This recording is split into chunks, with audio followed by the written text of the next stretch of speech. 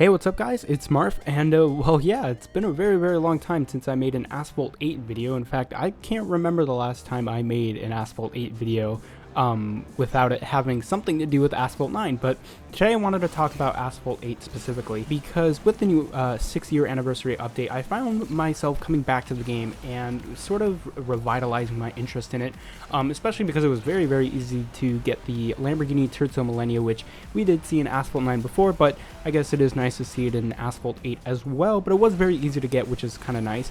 Of course, now there was a catch, and getting the upgrades for it are very expensive and also were very sort of time consuming to grab, but no, nevertheless, it was basically a free car, which was nice.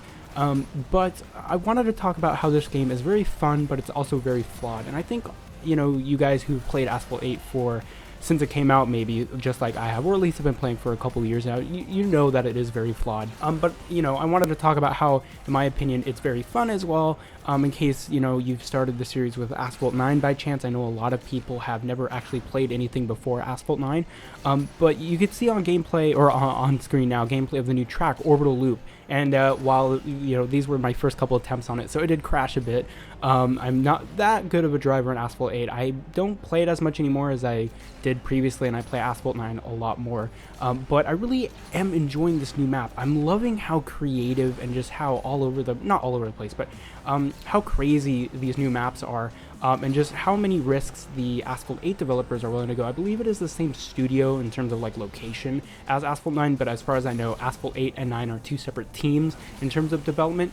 And the people at Asphalt 8, they have nothing holding them back. I mean, they're releasing this sort of content, a space track, and I thought it, and I think it looks really good, and it plays really well as well, in my opinion. It's really fun. There's just so many things in this track that make me smile, like the part where you can go upside down and flip back over, and the part where you jump over different like satellites and different asteroids and things like that, and just looking at the background and looking at the skybox and all the art, it just looks phenomenal. And I can't help but feel that I've always thought that Asphalt 8 looks better than Asphalt 9, but that's a whole different issue. But I've been having a lot of fun with Asphalt 8 because of this new update and sort of exploring this new track and going back and sort of reliving the memories as 5 years ago when I played this, or more, actually 6 years ago. I don't know if you guys are feeling the same way.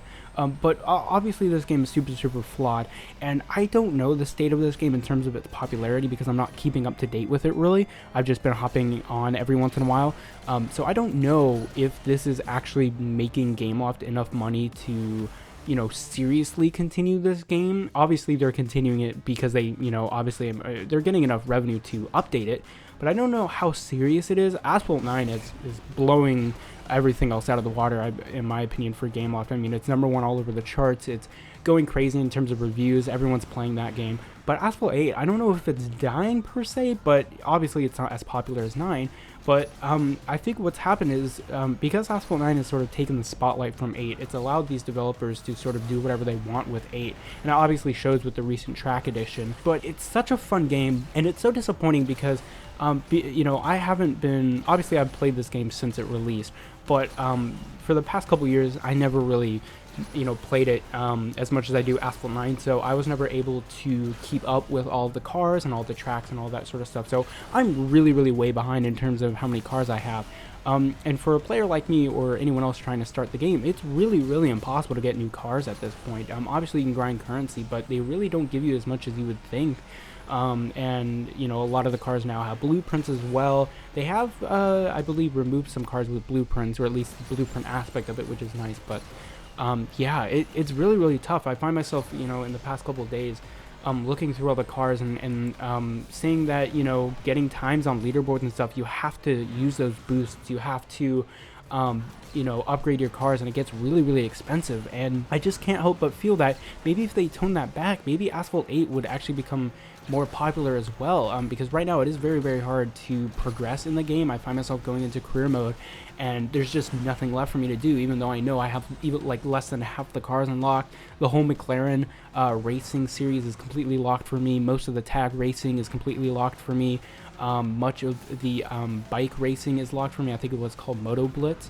So it's very disappointing to see that. Obviously they want to keep it sort of pay to win, you know, to an extent to where they're making money and whatnot, but I feel like the game is so old at this point that I feel like it would be more beneficial to them if they kind of eased off on that and let players get more cars and let players experience new things and let new players get into the game as well. And I think that would encourage you know, players to spend a little bit of money, obviously not a lot. I think the players who spend like hundreds of or not thousands of dollars on the game have moved to Asphalt 9. So I think in terms of Asphalt 8, I think it would be very beneficial if they scale back a bit and let players get new cars and new upgrades and stuff like that, because right now if you want to get a lot of rewards you have to do those daily events and be number one, and it's really hard to if you haven't been playing this game for 6 years on every single day. So yeah, obviously this game is flawed, but I really have enjoyed my time playing it recently, and maybe you guys might want to go back and check it out, especially with the new track. Unfortunately, the event to grab the Turzo Millennial is now done. I got it and I believe I'm going to get a couple upgrades for it, but I don't think I'm going to be able to max out this car, unfortunately. I don't think many people will.